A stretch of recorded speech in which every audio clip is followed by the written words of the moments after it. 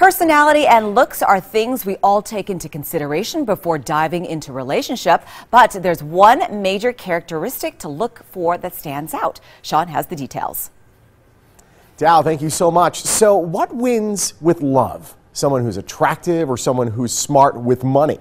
Well, a new survey shows 3 out of 4 people would actually prefer the financially savvy partner. It's true. Here to break it all down with us, the details of this whole survey and what it means is relationship expert and author Rachel Sussman. Rachel, it's great having you.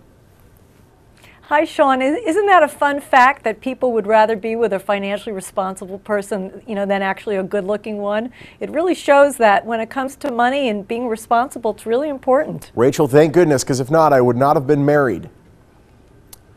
So that means you're financially responsible, or your wife is? That's very important, And Sean. it means I'm ugly as sin, yes. So let's talk about what it means to be financially fit for love. What does it take? Good. Well, there's a new survey from Citi Double Cash, and they talked to 1,000 people about money, and it showed that people really do want to talk about money, and they want to save, and they want it to all work out in their relationships as far as money goes. So 82% changed financial habits after they were married, and that showed that when people get married, they really want to talk about how they can save money and how they can be more, talk about financial planning long term. But the key is talk, and we want couples to talk about money, and that's a really good thing. No question. Well, it seems to be the number one reason for divorce is not infidelity, it's financial stuff. So being on the same financial wave, as it were, will help you become a stronger couple.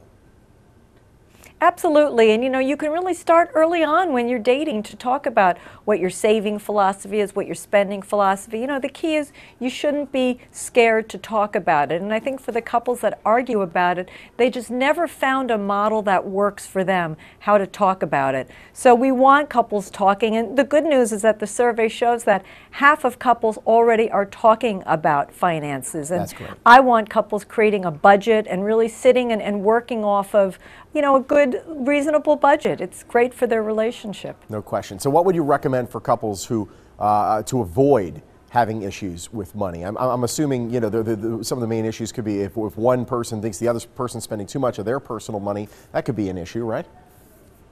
It can be an issue. It's very common for a couple to come together where one person's a spender and one person's a saver.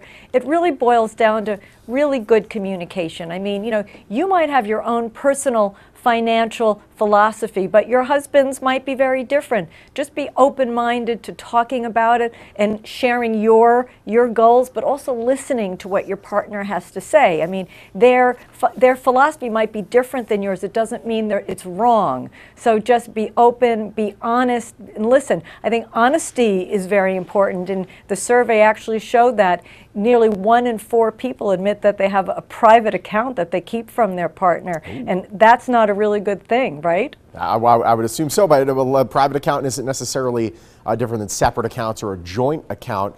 What would you say? This is kind of like, different strokes for different folks. Some people say do the joint account, some people say do separate accounts. What would you say? I think it's all fine. You can have separate, you could have joint as long as you're on the same page. But when you have a secret account that your partner doesn't know about, that's when couples run into problems. Because, people don't like their partner to be dishonest with them. They think that, hey, if you have this private account, what else are you keeping private from me? And it's oftentimes that just people don't want to be controlled, or they say, well, if I tell you how much money I have in my account, you're going to tell me what I can spend and what I can't, which isn't necessarily the case. And it's okay that couples keep separate accounts as long as they've discussed it and they've both signed off that, yeah, this is how they're going to do it. So communication is key when it comes to finances. Absolutely, and it's great having you, Rachel. Hopefully we fix some relationships today. Thank you so much. Let's hope we can. Thank you. All right, working together to manage money will help build a better future. You want to find out if you're financially fit for love? Visit the website on your screen, citi.com/doublecash. And Dow, over to you.